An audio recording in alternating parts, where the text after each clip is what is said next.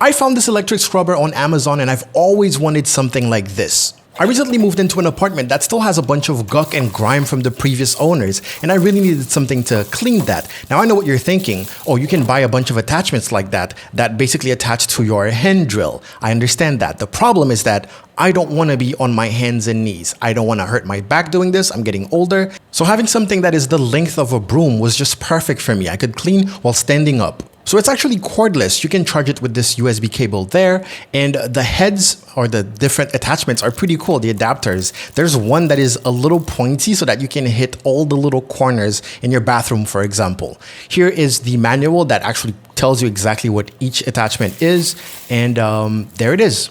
There it is when you unbox it. The first thing that I wanted to know was what's the torque on this thing. This is where you charge it, by the way.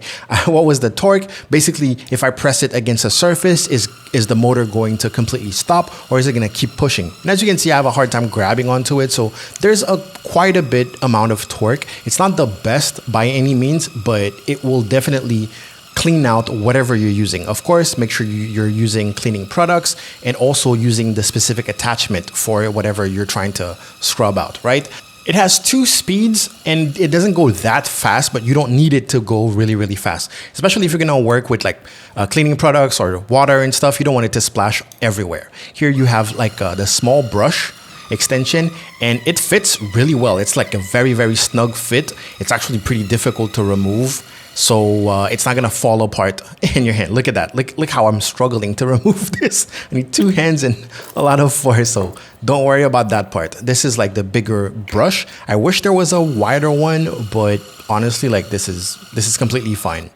And you can see the speed there too. So this one is just a plastic and you have to attach the Velcro pad that comes with it. And then you'll be able to attach the other like spongy-ish types of attachment. As you can see here, it has like the self-adhesive at the back. It is slightly smaller than the thing, so make sure you put it in the center, not like me. You can see me try to pry it apart, but nothing to do. So it's a good thing that it sticks that well. It's a bad thing that I cannot correct my mistakes, but I can still attach everything from the center. This is like a microfiber pad. This is like a super soft bristle. I believe this is for like polishing, maybe.